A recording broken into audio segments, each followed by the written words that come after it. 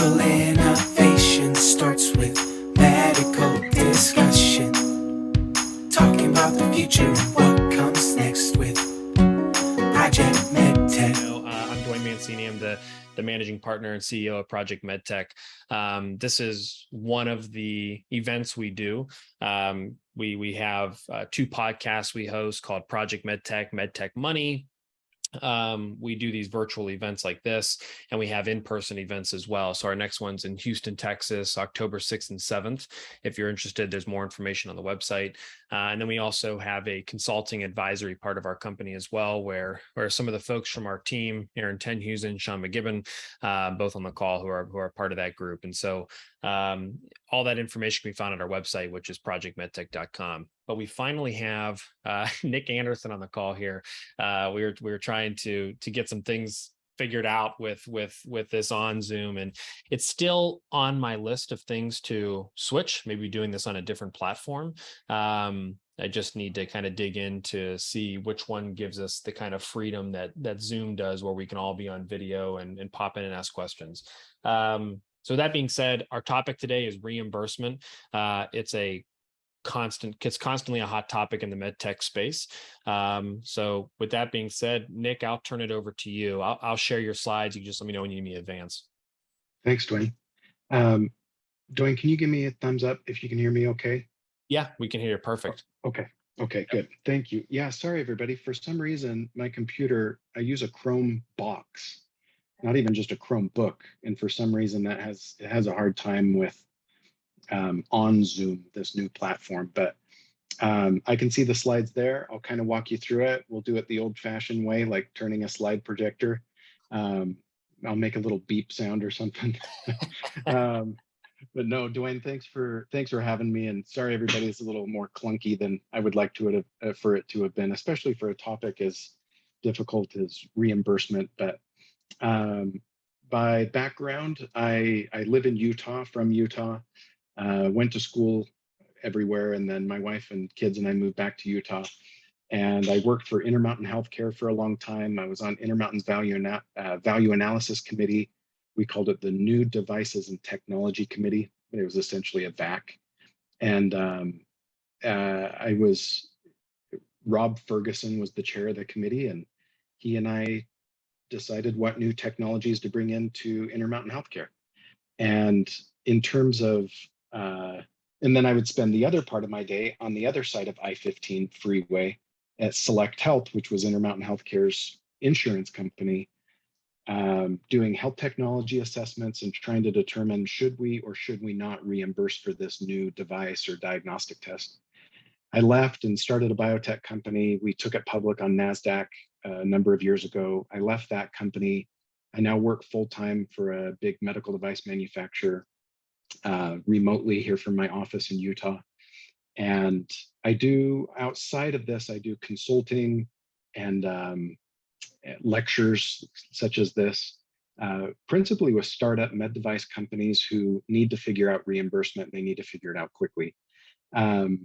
Tonight from 2 a.m. to 7 a.m., I'm on an advisory board with Roche. So Dwayne, I didn't tell you this, but I was supposed to be in Barcelona right now. I'd be giving this, yeah.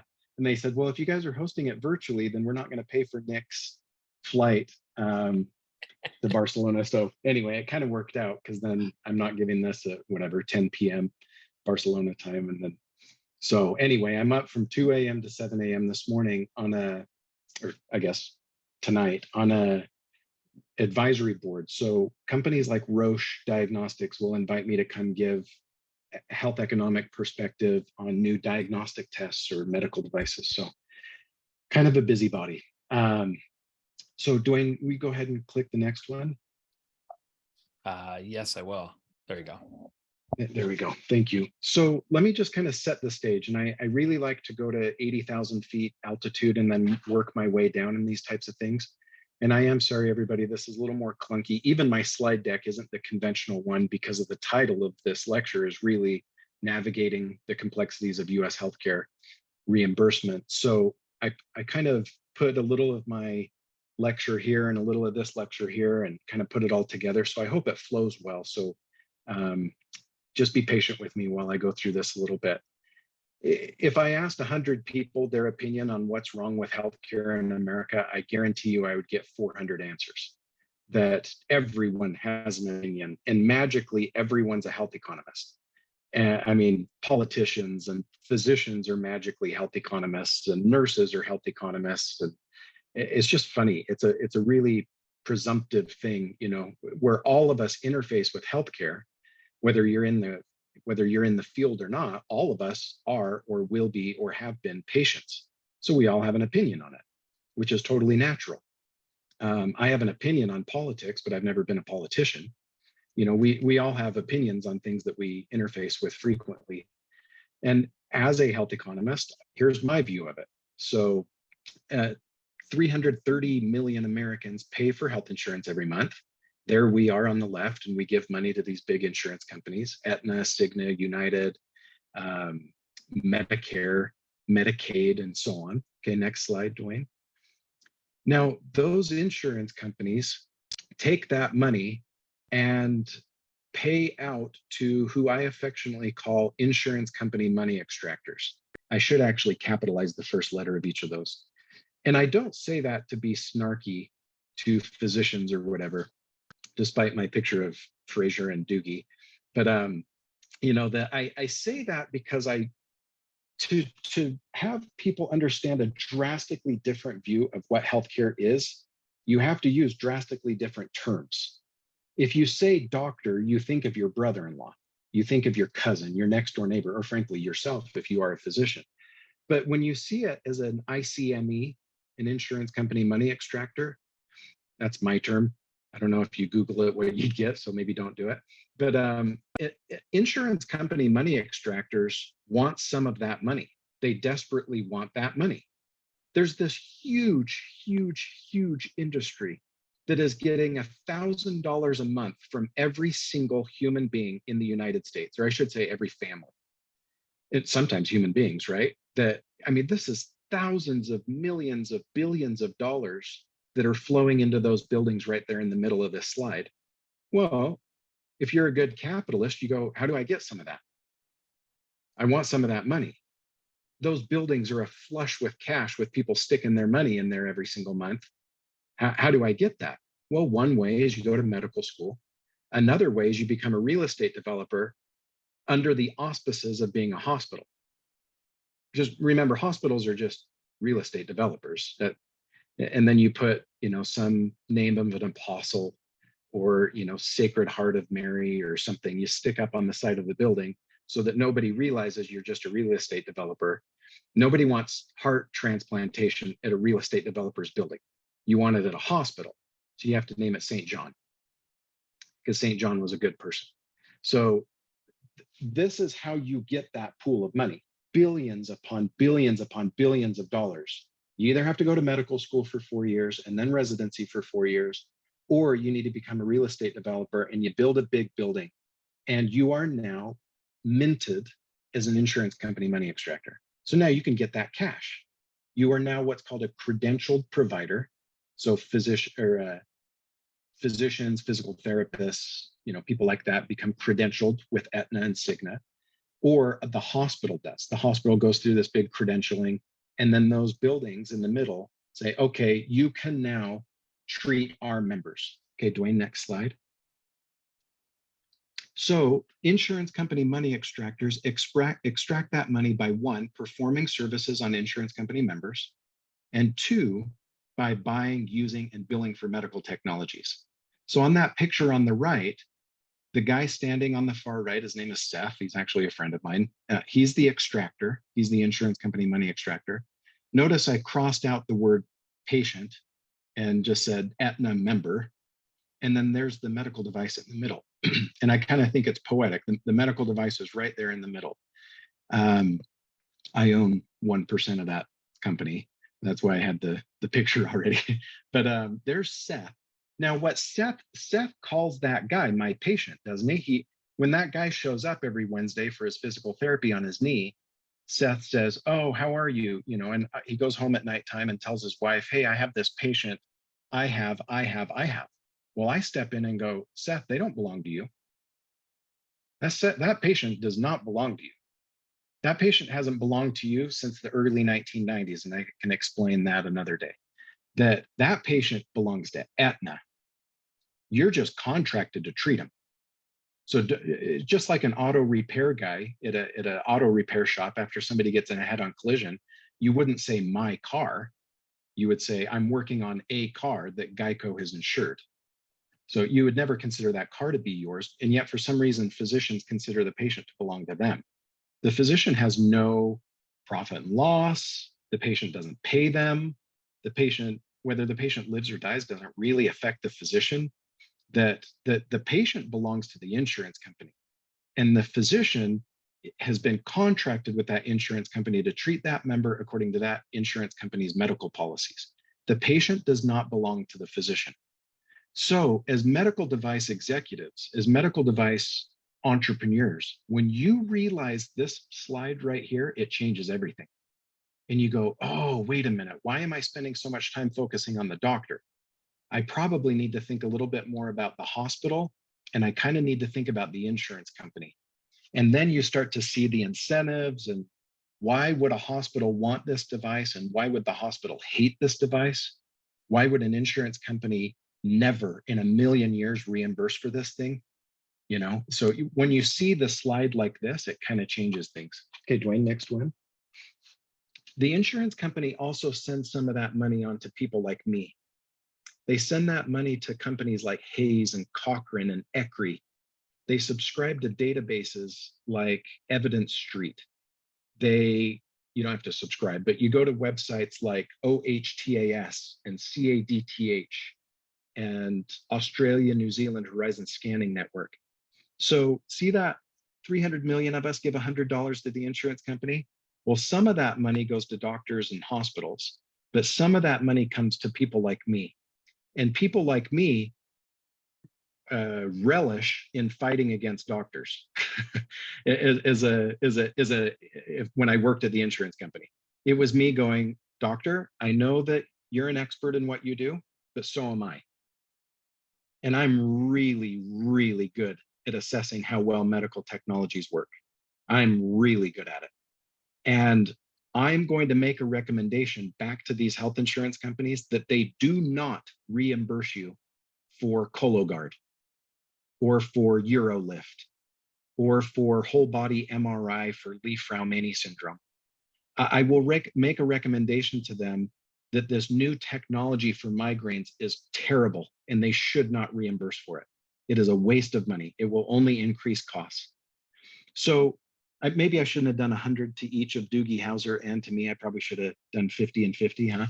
But you kind of get the point. The insurance companies, around the time the internet really got big, PubMed went live in 1997. June of 1997 is when PubMed went on the internet. And since then, it has genuinely democratized medical information. So it's no longer just the insurance company money extractors that know what is best for a patient. It's people like me. It's people like Hayes and ECRI and Cochrane. And the physicians still to this day are not used to that. They're not used to these pipsqueaks sitting on the sideline going, no. Cologuard stinks. I ain't paying for it. And they go, who are you? You didn't go to 4 years of school. You didn't go to 4 years of residency. You didn't become chief resident. You didn't do this. You didn't publish this. You go, no, I didn't need to. I sat down for 5 weeks. I opened up ECRI, Cochrane, Hayes. I opened up PubMed. I opened up CADTH and OHTAS. I went to the company's website and I did my own research. And here is a 45-page systematic review and meta-analysis of the data. Hey, doc, did you do that? No, you had a 45-minute meeting with a sales rep and you read some papers. You read a couple maybe. That I wrote a systematic review and a meta-analysis. So the opinion of Hayes and ECRI and Cochrane is level 1 evidence. A physician's opinion is level 4. So still 30 years after the internet, after PubMed went on the internet, physicians are still like, who are all these people walking on my turf? Well, that silo of information that used to live in the minds of physicians and hospitals at places like UCSF Medical School, University of Utah Medical School, University of or NYU School of Medicine, Stanford School of Medicine. They used to be these good old boy clubs where you could only get in if you had a good MCAT score and GPA, and then you could access their knowledge. Well, now I can just sit here on my computer, crack my knuckles, and 3 months later, write a meta-analysis that is so comprehensive, I can tell you whether or not Cologuard is good or bad. And then I can assign dollars to it and tell you whether it's cost effective, cost minimizing, whether there's good cost utility to it or any other health economic metric. And still, like I said, 25, whatever, 30 years after this has happened, physicians still feel like they're the only ones who know the score. Well, ECRI, Cochrane, Hayes, CADTH, all of them go, no, no, no, no, no. We know it very well too. And we make recommendations back to insurance companies to tell them whether or not they should reimburse for this stuff. The doctor's not the only guy in town who knows the score. Okay, so what a different view of how medical technologies are reviewed than how it was 20 and 30 and 40 and 50 years ago. If you talk to somebody who was brought up as a medical device sales rep in the early 90s, they're like, man, it was like the good old days. You take a doctor skiing and golfing, and then you get a purchase order for $1 million, and it was awesome. Well, now we got all these other people sticking their nose in it going, wait, I'm going to argue with you. So Dwayne, go ahead to the next one. So now let's come from 80,000 feet down to 50,000 feet. So there's that little clip from the previous slide. Well, health economists and medical researchers are interested in assessing the coding of a particular technology and the evidence of clinical utility to determine insurance coverage and hospital adoption. So there's health economists, that's a broad spectrum of people who have formal diplomas in the discipline. There's people who are more on the public policy type end of the spectrum. And then there's people like me that are nitty gritty in the details of your technology. So your technology out of Cleveland, Ohio, you got a patent, you raised $4 million in venture capital money. That's where I come in and I go, okay, the first 3 or 4 slides that Dwayne showed, those are fun, academic. Nick, that's a cute idea, but I got a company to run, man. I don't have time for your flighty theories of, insurance company money extractors. I need to figure out how to make my company successful so I can sell it to Boston Scientific for $40 million. And I go, great, I'm with you, let's do it. Whether I like that this is how the game is played or not, I know exactly how to get your company reimbursed or get to that point. By the way, just FYI, Dwayne, the exact same problem that exists in healthcare is the same problem with tuition. The physician is the professor, the university is the hospital, the insurance company is the student loan company, and the patient is the student. So has anybody wondered why healthcare costs and education costs are going up at the same rate and why they've just exploded? Well, whenever you have a third-party payer, you're going to do everything you can to suck as much money from them as you can. So as soon as student loans became a thing, universities lick their chops when a whole bunch of stupid 18-year-olds show up on their campus every August and they're like, sweet, I'm going to charge you anything I can because the student loan company told me they'd pay at any price. Well, that's exactly what happened with insurance companies and hospitals when a woman shows up for a mammogram. There's no reason why a mammogram should be $400. It should be $20.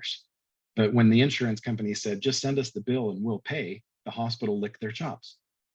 So Dwayne, next slide. In medical coding, this, like I said, it'll only hurt for a minute, but it's crucially important to understand how this little medical coding game works. These are literal books. People who are certified professional coders, so a CPC. CPCs have these 4 books on their desk and they're well worn. They flip through those pages all day long to figure out how to code for a technology. So Dwayne, go ahead. Let me show you this little analogy here. Medical coding is a language. So when most people see I26.9, 02FP3Z0, 37211, C1887, 166, you go, I have no idea what that is. It's just gibberish to me.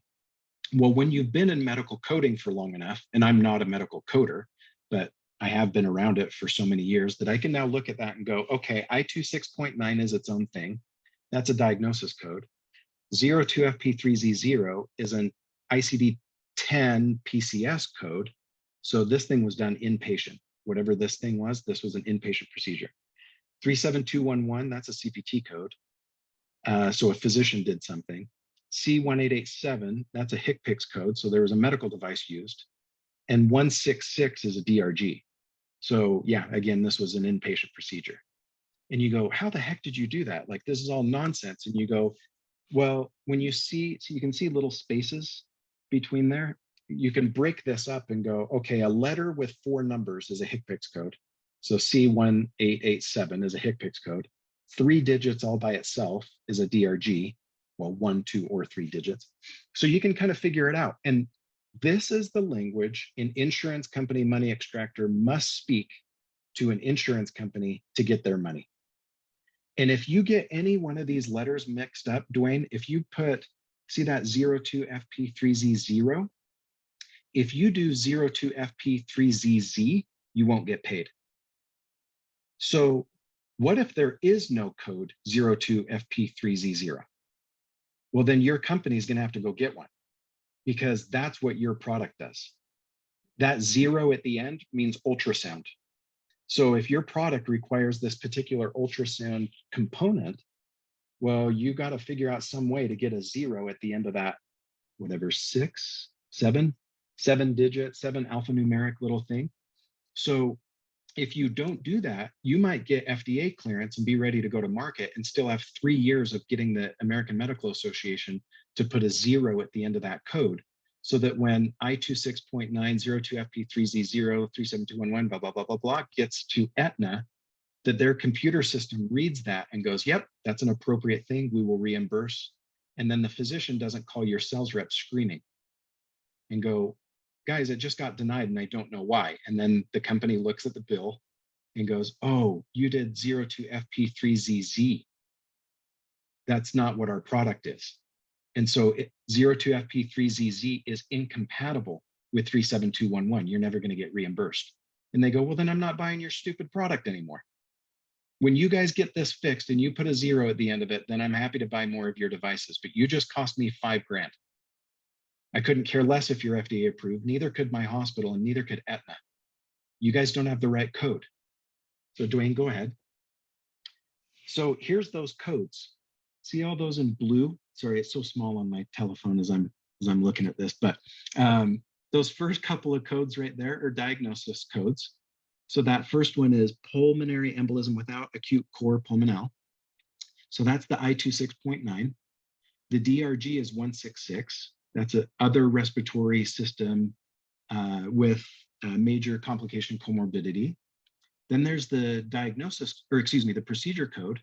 So that's fragmentation of the pulmonary trunk percutaneous approach using ultrasound. So that's the letter 0 or number 0 at the end of that one. Ultrasound is 0. 02 is the chest. FP is like I think it's the left pulmonary artery inside the chest. So each one of those numbers in the ICD-10 PCS codes, they actually matter. Each one of those actually defines a piece of anatomy. And then the next one, 37211, that's what the physician bills so that they can get paid for doing what they do. And then the bottom one is the HCPCS code, which is for the device. So Dwayne, back in 2017, I applied for and I successfully obtained a HCPCS code for my company. So you have to fill out this big application. You send it to CMS in Baltimore. The due date is always the first week of January. So you mail them off 35 copies of your application. By about April, they'll send you a letter and say, congratulations, we've determined that you do need a new code. No code sufficiently describes what you've done. Here's your new code. And then about October is when that new code, so in this case, C1887, that code's going to be released to all the insurance companies. And guess what they're going to do? Every single one of those insurance companies is going to set the code up as denied, because it's a brand new code. They may set it up as possibly covered, which means if the patient fits certain criteria, then they'll go ahead and reimburse it. But generally speaking, October is when the insurance companies get this whole new list of codes from CMS. They set them all up as deny. And then January 1st, the next year, So it's now been 12 months since you submitted your application. On January 1st, the physician must legally bill C1887. Well, what does that mean? That means if you do not have a substantial amount of data on PubMed, when that bill comes through to the insurance company, it's going to get denied, because they're going to go do a health technology assessment. They're going to see that there's no data for, sorry, what does that say? Catheter comma guiding. You know, there's no evidence for catheter comma guiding.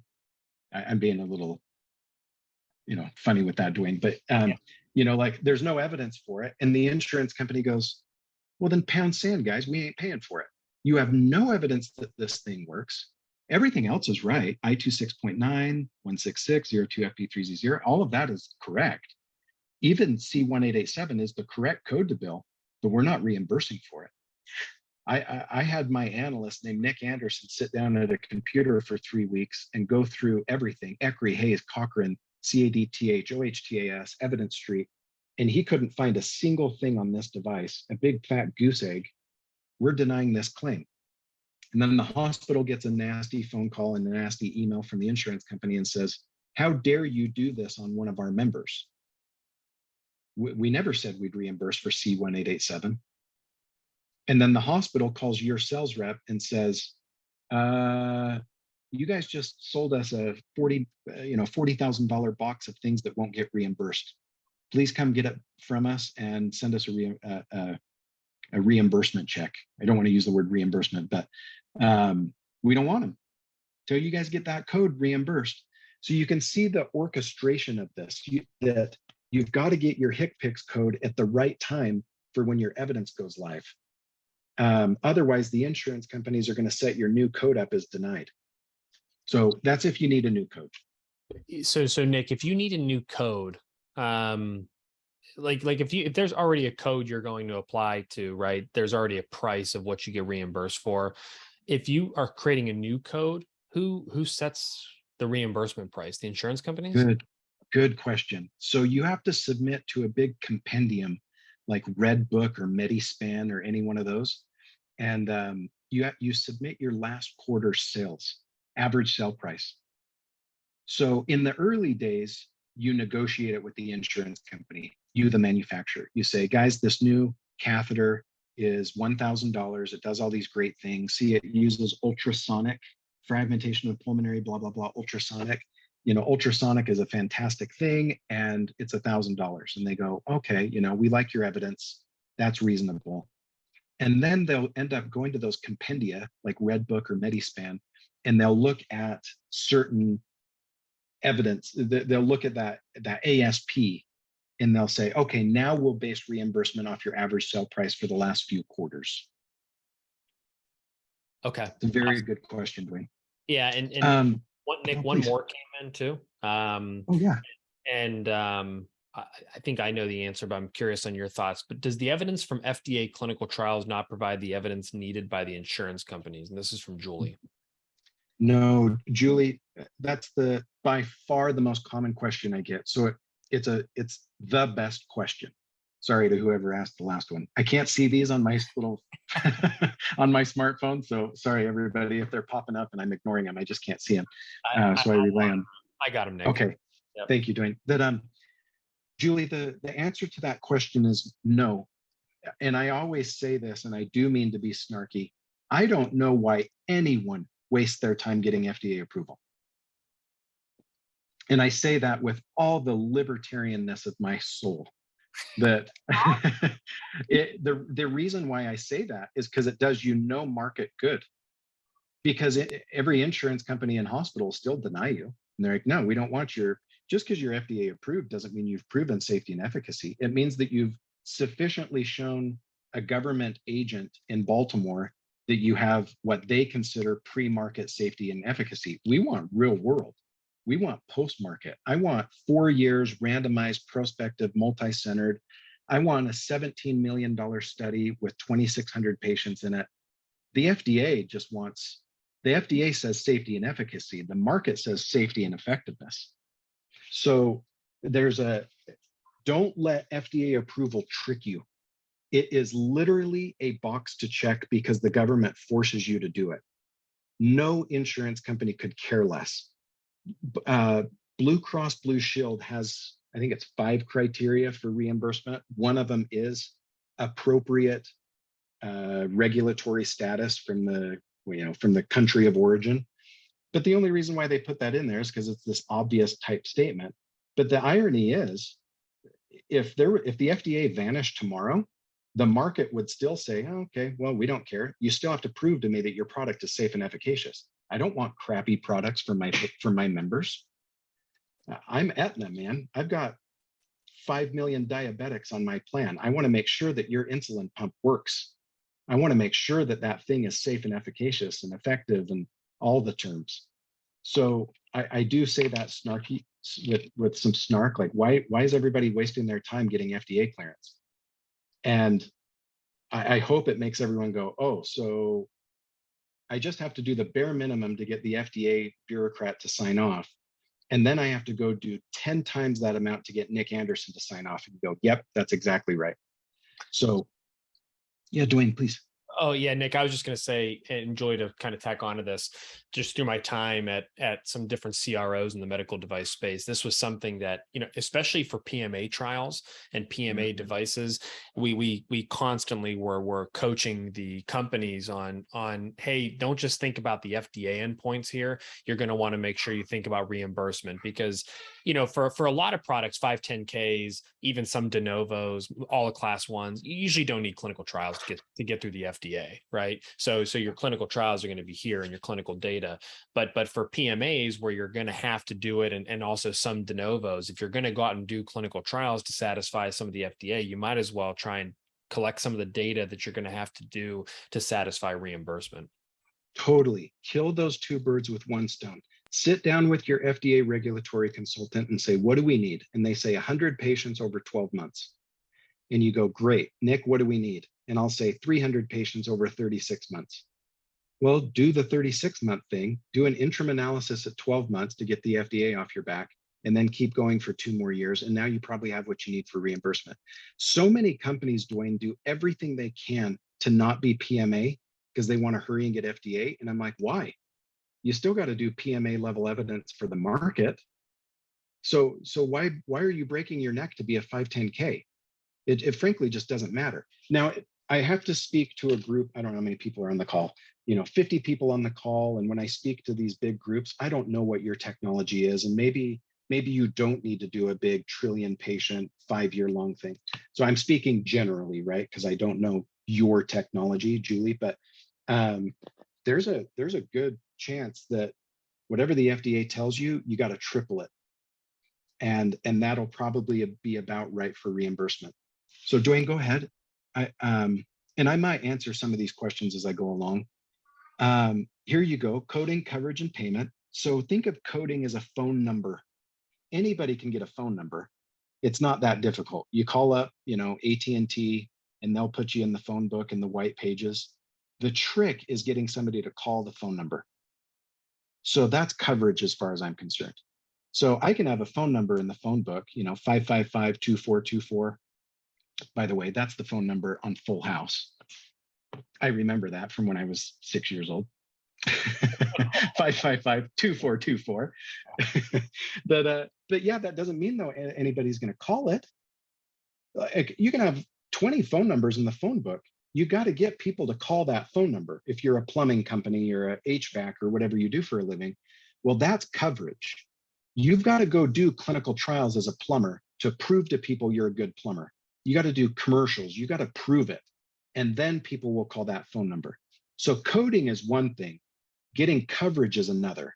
Coverage is way harder. Sometimes they go hand in hand, because getting a CPT code requires about 3 years worth of evidence. So yeah, sometimes coding and coverage overlap, but not often. Usually getting a code takes a few months. It probably already exists. If you're sort of a Me Too product, you just have a better mousetrap. The code probably already exists. So getting coverage for that's a different story. Okay, go ahead, Dwayne. Okay, please don't, oh, sorry, go back. Yeah, right there. Please don't go cross-eyed on this slide, everybody. I beg you, stick with me on this one. This is so important. This slide is vitally important. So MIT about 30 years ago came up with this thing called a relative value unit. And MIT University said, we need to figure out a way to justify the labor to remove an ingrown toenail versus heart transplant. Clearly, one's harder than the other. So from the patient's perspective, ingrown toenail is probably harder because you got to watch it and it's gross. But you got to figure out these relative value units. So they broke it up into these three things: physician work, which is exactly what it sounds like. I won't read all those little sub points down there. The second one is the practice expense. You know, how much infrastructure do you need to do an ingrown toenail or a heart transplant? And then the last one is malpractice. So to do a heart transplant, you got to pay malpractice insurance.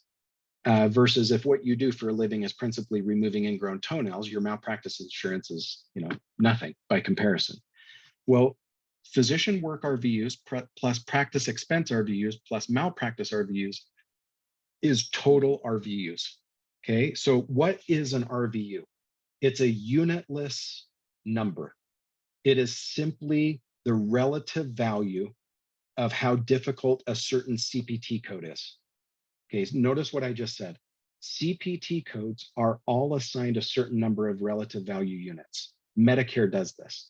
So there's a whole bunch of health economist type people, maybe they are health economists, I don't know, that are at CMS, Centers for Medicare and Medicaid Services, who look at every CPT code and they adjust those relative weights over time. So if there's a huge improvement in doing heart transplantation, they may decrease the number of RVUs for doing a heart transplant because some new machine makes it 1 hour faster or something like that. So then the physician work isn't as intense. Okay, next slide. So let me show you I'll show you what this looks like. These are real numbers. Transcatheter thrombolysis, remember that from 4 or 5 slides ago? 37211 is the CPT code.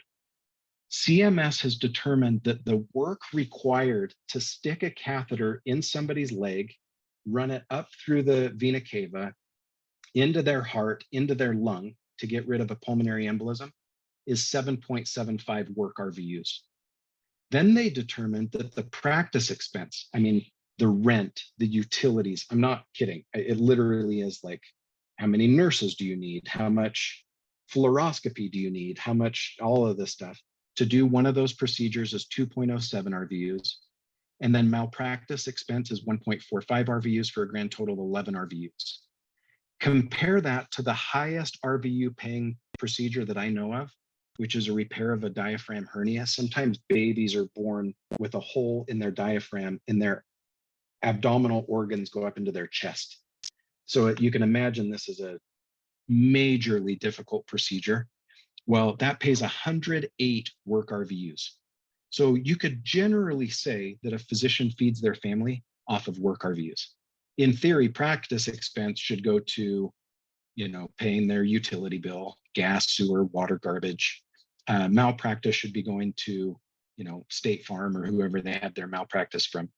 But a physician is going to earn 7.75 RVUs to buy a new Mercedes every time they do a transcatheter thrombolysis, and they're going to earn 108 RVUs when they do a repair of a diaphragm. And you go, well, Nick, I don't know what that means. Like, what are these unitless things that you talk of? So Dwayne, the next slide explains that. Every CPT code has a certain number of conversion factor dollars assigned to it. So every single year, CMS puts out a new conversion factor. And in 2021, it's $33.5983. So 33 bucks times those RVUs is how much money the doc's going to take.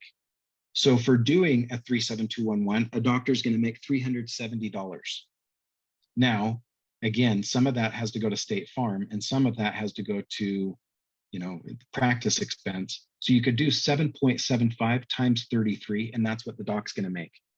So Dwayne, let's just pause here for a minute. Let's say I've just invented a new transcatheter thrombolysis. And I look up in the CPT code book and all that, and I see that it pays this many RVUs, and the doctor's going to make 7 times $33. They're going to make $220, $230, whatever. So Now, Dwayne comes to market and he's invented a different thing, mechanical thrombectomy. And I'm going to stick a catheter in and I'm going to break up that clot over time. But Dwayne's just going to go in and pull the clot out. Well, there's benefits to my product and there's benefits to Dwayne's product. But Dwayne's product pays 9.13 RVUs, work RVUs. So the doctor, or at least the CFO, or at least the value analysis committee is going to be like, hey, interventional radiologist, which one do you want? And they go, well, sometimes transcatheter thrombolysis is best, and sometimes transcatheter thrombectomy is best. And the CFO is going to go, any chance you could use the thrombectomy more because it pays 2 more RVUs?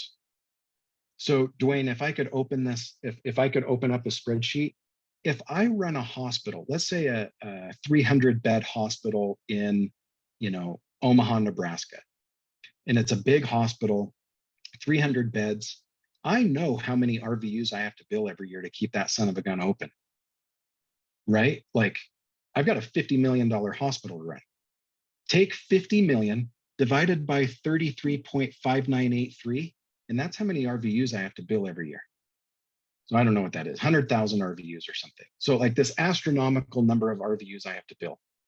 Well, every RVU counts. And then I look at the interventional radiologist and I go, by the way, how many of these do you do a year? And he goes, I do like 1 a day. I mean, pulmonary embolism is really common.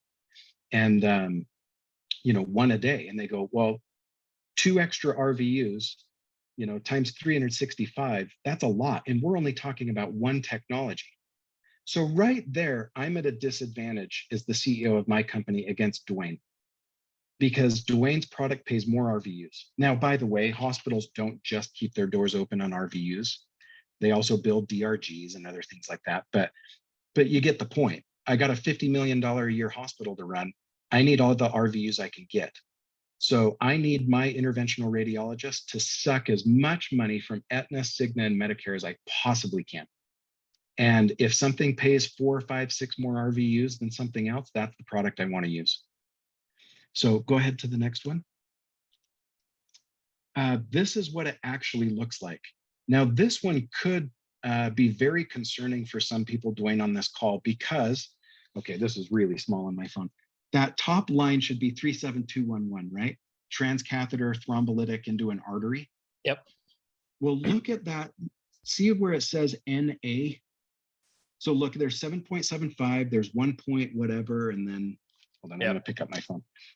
So you can see those are all the ones I just talked about. So that pays 11.27 RVUs. So what is that, like the 6th column over? Yep. What are the next 2 columns? NA, right? Yep. That means a physician will not get reimbursed for doing this product in their office. Okay, Dwayne, that could give you a little bit of dyspepsia, right? If you go, well, Nic, the whole point of my transcatheter therapy is that a doc can use it in their office. And you go, well, good luck getting reimbursed for it. Well, Dwayne, you raised $20,000 from friends and family to get your patent. You raised another $300,000 in seed money to do your first prototype. You raised another $2 million in VC Series A to get, on and on, to get FDA and so on. All the while, you were completely oblivious to the fact that 37211 can't even be billed in the office. The whole point of your device is that physicians can do this in the office. Well, right there, CMS says NA and NA. The doc won't get paid for it. So this spreadsheet right here, every medical device company in the world, Stryker, Boston Scientific, Medtronic, Myriad Genetics, Prometheus, Cologuard, Exact Sciences, all of them have this sheet and they monitor it every single year. And they go, what do we need to do to get that NA overturned so that it can get reimbursed like those at the bottom? So, cool. Okay, next slide. What do they do to get that overturned? You have to petition the American Medical Association. You have to present data that shows it can be done safely in the office setting. You've got to get the American Society of whatever, the American Academy of whatever, the American Society and the American Society and the American Society of all these different groups to say, this is so stupid that this cannot be done, that you guys still think this can't be done in the office. You better darn well believe it can. And it would be better for patients, on and on. And here's all the evidence. We're going to habeas corpus all of this data. We need RVUs to be paid in the office setting. Okay. Cool. Yeah. Hey, Nick, 2 quick questions Please. that come in. Is FDA approval needed for Medicare, Medicaid payments? Yes, Okay. it is. Okay. And then curious if IVDs follow the same 3-year evidence for CPT, or does it depend on class? That's a very good question, and I don't know. In vitro diagnostics are a really weird beast from a reimbursement, especially Medicare standpoint, where Palmetto really runs that with something called Moldex, Leland Garrett's group in South Carolina. That's a really technical question. I'd have to dive in more to that. Cool. I just don't want to run out of too much time. I'm sorry to whoever answered that question if that leaves you unsatisfied. Okay. Got the next one. Okay, I want you to just go. Here's some of these things that I've reviewed, and I'm not kidding. I have a story on every one of them. Okay, end right there for just 1 second. I've reviewed drugs, devices, diagnostics, all of these, Dwayne, and sometimes it was a home run for reimbursement. It was like, this thing is too easy. What a fantastic technology. These guys did everything right. They came to market 3 years after they got FDA approval. And I bet their board of directors was screaming, what is the matter with you? What kind of stupid CEO are you? We're going to fire you. You've had FDA approval for 3 years and you still aren't in market. And the CEO dug their heels in and said, I will not go to market to get denied. Because overturning a denial coverage policy is way harder than just doing it right the first time. So then they bring this big dossier of evidence to Aetna and Cigna and Medicare and say, guys, we have 6 randomized prospective multi-centered studies. We've spent $9 million on clinical studies, even though we're a class 2 device, even though we're an IVD, even though we're an LDT, laboratory developed test. We have done it. We know exactly what you want, and we gave it to you. And then your board of directors goes, wow, you were really good. Like, job well done on bridling your passions. Even though you were FDA cleared, you didn't go to market. Okay, next slide. I got just a couple more in interest of time. I like user versus payer. Okay, click one more. This is my favorite little analogy. The payer is mom. The user is the little girl. That's the doctor, right? Or the insurance company money extractor. And the baby doll is the new technology. So I do not, and there's times when I am snarky and I mean it.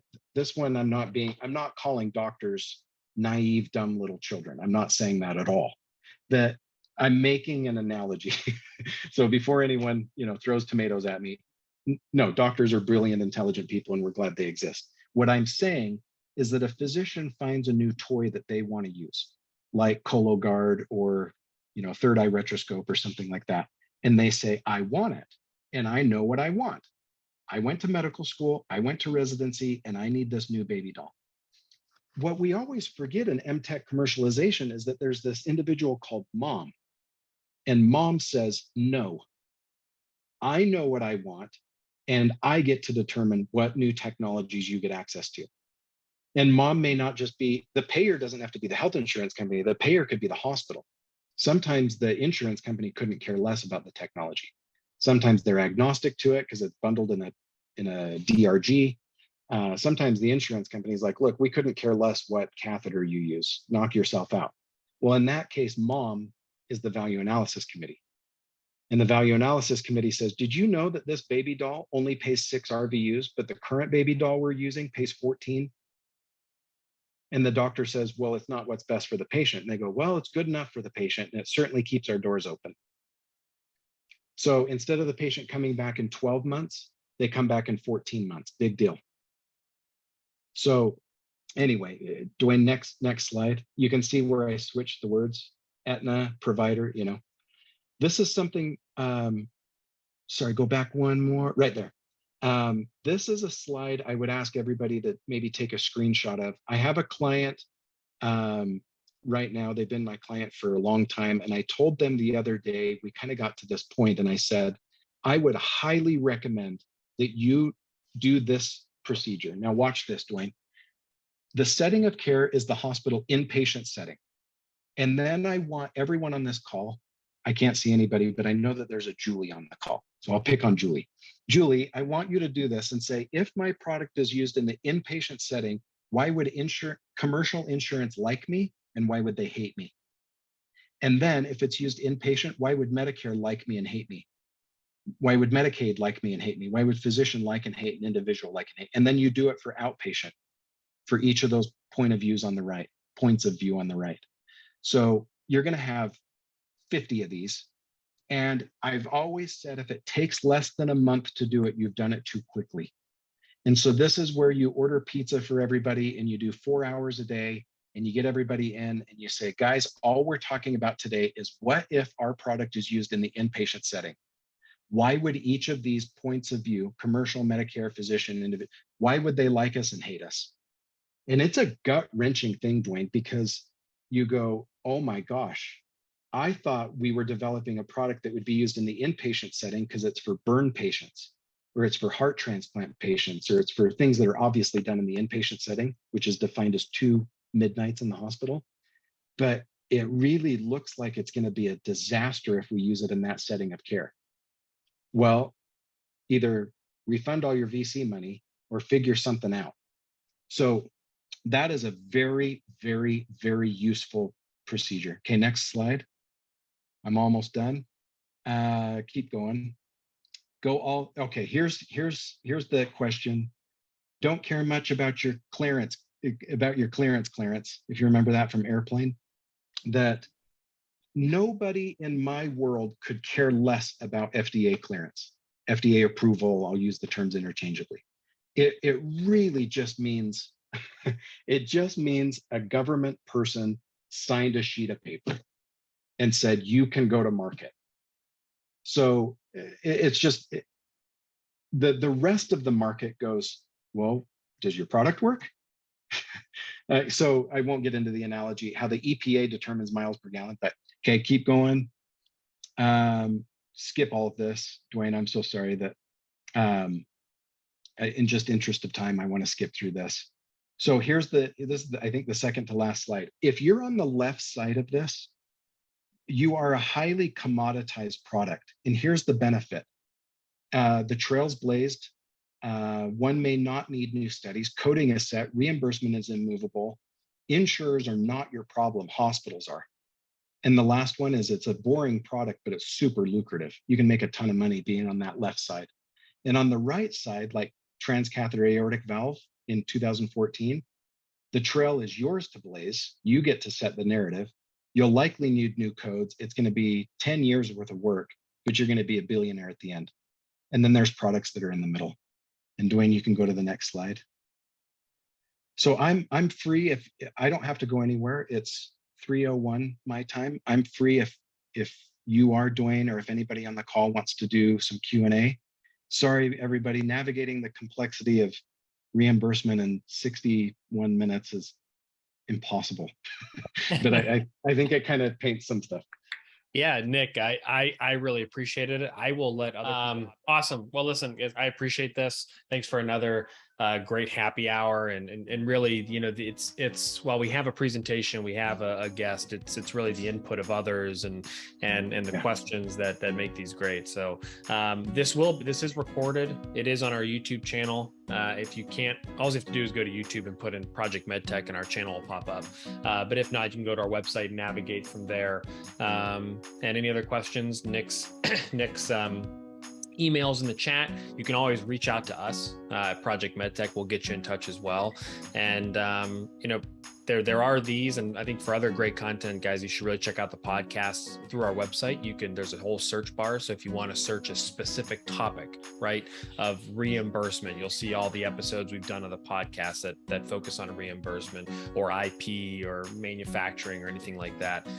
So anyways, thanks everyone for joining and have a great rest of your day. Thanks, Nic. You bet. Thanks, Ray. Thanks, Nic.